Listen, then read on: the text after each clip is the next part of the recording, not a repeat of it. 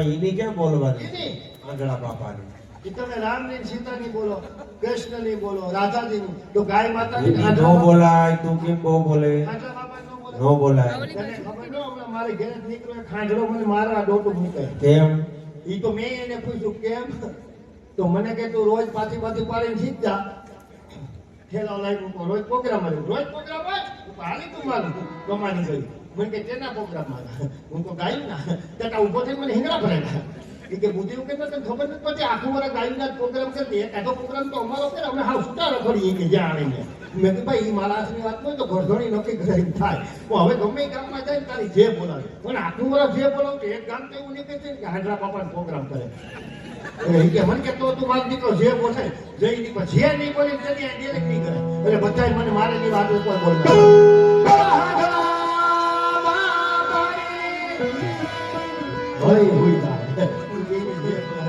હવે આપણે ભગવાનને વિનંતી કરીએ એવી સરસ મજાની કૃષ્ણ લીલાની શરૂઆત કરો એવી કૃષ્ણ જાણી આવો મને આમ જોઈને મેળ નહીં આવે આ કાયદેસરનું તો આમ નહીં આવું થાય પણ હવે મારે નસીબ ત્યાં જવું હોય એટલે તમે આ ખીતી હોય આવો હું બોલી ખીતી હોય જાઉં આ કંપની કારણ કે આ કાનગોપી વાળા અખતરો મારી ઉપર કરે અને આપણે કૂતરું પાડ્યું હોય ને એ કઈ એક નથી કઈ તો અખતરો મહેમાન ઉપર થાય મહેમાન ક્યાં ટાઈપના જઈ જાણવું હોય તો દુઃખી ન થાવ મહેમાન આવે એટલે સોફા ઉપર બેહાડી દો ચા પાણી પાઈ ગયો પછી કઈ પૂછવાનું નહીં ટીવી ચાલુ કરી દેવું રિમોટીના હાથમાં દઈ દેવાનું અડધી કલાક પછી આવો એટલે ખબર પડી જાય ક્યાં ટાઈપના મહેમાન છે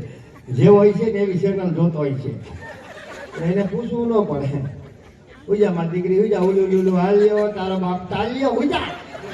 ગાટલું બદલાવી નાખો ઓલું ગાટલું લાગતું તું ઓછું આપો ભરતભાઈ ને હાસે જો હવે અમારે પાણી થાય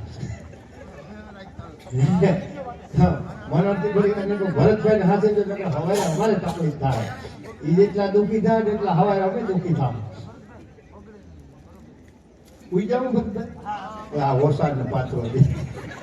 કદાચ લંબાવી જવાની ઈચ્છા હોય એ કેમ છો છોકરા હવે બીજા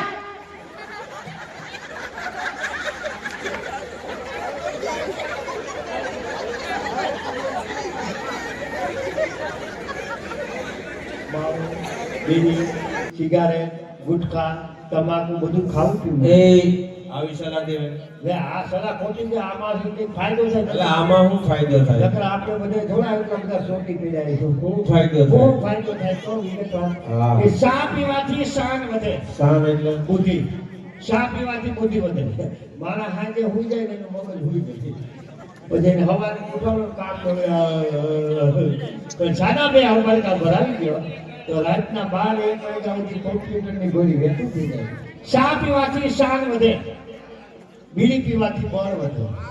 બીડી પીવાથી શરીરમાં બળ વધે ફેફસા નબળા પડે ચા પીવાથી શાન વધે બીડી પીવાથી બળ વધે તમાકુ ખાવાથી તન વધે માવા ખાવાથી માન વધે અને ગુટકા ખાવાથી ગમ વધે પણ આ બધું ખાઈને તો આપણા બાપની વાહે કાંઈ ન વધે કિશોર થઈ ગયું પેલા જો તમને આજથી 25-30 વર્ષ પહેલા મેં કીધું એમ કે પેલા જે જાનું આવતું અને ઈ ગાડામાં જાનું જોડીને જતા ઈ મજા આટાને હોલવો લક્ઝરી નથી ગાડામાં જાનું ઈચ્છાઈને કરે રોંદા ખાતો વરાતો થતો હોય અટાણે હોલવો લક્ઝરીમાં જાન તો કેદી જોડો પણ પાછી કેદી જોડવી પડે નક્કી ન હોય ત્યાં જાન લઈને ગયા હોય ને એના છન ભાઈ લઈ લે તો એને પાછો થાય પહેલાના જમાનામાં છે ને જોજો તમને ખબર એવા ગીતે હતા કે ગમે ગામના પાદરમાં જાન આવે તમારે પૂછવું ન પડે ગીત સાંભળી એટલે ખબર પડી જાય કે આ ગીત ગવાય એટલે પટેલી જાય આ ગીત ગવાય તો કાયકની આ ગીત ગવાય તો કે દરબારની આ ગીત ગવાય તો કે ભગવાય એમ અલગ અલગ વટાણે ખીસરો થઈ ગયો એટલે આમ ગામના પાદરમાં તમને કહું જાન આવી હોય અને આવી માનણીની ખબર પડે 3 દી થયા 15 દી થયા બ્યુટી પાર્લરમાં પીસરા મરતી હોય હવરા હાડી બદલાવી હોય બગહરાના હુના ફેરા હોય અને ઈ ગામના પાદરમાં જાન આવે તો તમે નક્કી ન કરી શકો કે વરાજાનું સ્વાગત કરે કે હુમલો કરે આમ ગામના પાદરમાં જાન એવી આઈથી ઉપાડ્યો એ ક્યાંથી લેવા રે આ બાવરના જૂઠા દેવો ક્યાંથી લેવા દાદા ઓલી વાંચી ગઈ રાખી મૂકો તો તારી સેનારી સોરી હાથું રાખી મૂકો અને હા રહેતો હોય તો પપાયું થઈ ગયું નહીં બેડ આવ્યો હા હા ખરેખર પણ હજી ગામડામાં સારું છે. એક વાર છે ને સાહેબ અમારા ગામમાં સીટીની જાન આવી અને સીટીની જાનડી તો ફેશન વાળી હોય જીન્સનું પેન્ટ ને ટી શર્ટ ને સાઈડ પર્સ ને બુક કટ અને એ જાન લઈને આવ્યા અને અમે જાનનું હામી લઈને ગયા ને જાન લઈને એ વરદા પક્ષમાં જોયું અને એ જે દીકરીઓ ગીત ગાયું મને તો ધનુર ઉપડી ગયો. કેવું ગાયું ખબર કે વીરનાથમાં ગજરો ને ગજરામાં મોતી વીરનાથમાં ગજરો ને ગજરામાં મોતી મારા વીરને ખબર નો દીકે ગામડાની ગોતી વીરનાથમાં ગજરો ને ગજરા મોતી મારા વીરને ખબર નહોતી ગામડાની ગોતી એલા સીટીનો હરપૂરો થાવા ત્યાં ધંધા વગર પોહાય નહીં બેવડો ઓળી જાય ગામડે આવતો ને દૂધનો બકાલું ફ્રી મળે પંગરદીમાં રંઠા જેવો થઈ જાય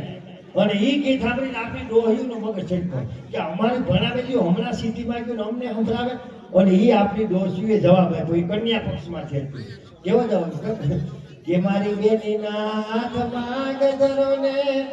ગજરામાં ગોટો બેનના હાથમાં ગજરો ને ગજરામાં ગોટો મારા બેનને ખબર નો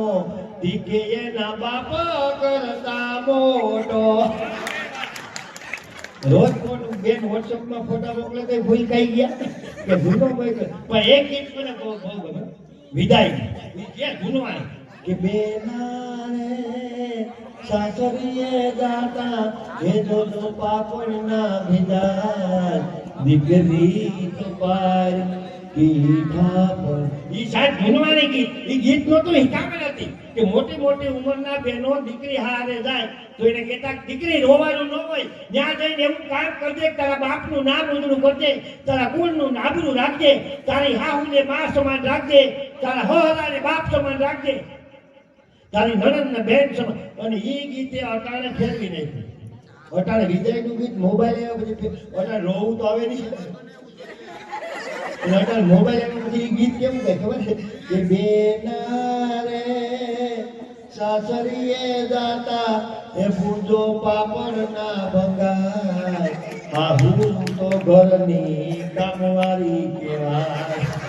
એ તારા પતિને વશમાં કરીને વ્યવહાર તું લઈ લેજે ઓ બેની વ્યવહાર તું લઈ લેજે એવું તેવું થાય તો તારી હાહુને ઢીકા પાટું મારી મોબાઈલ મને કરજ આહા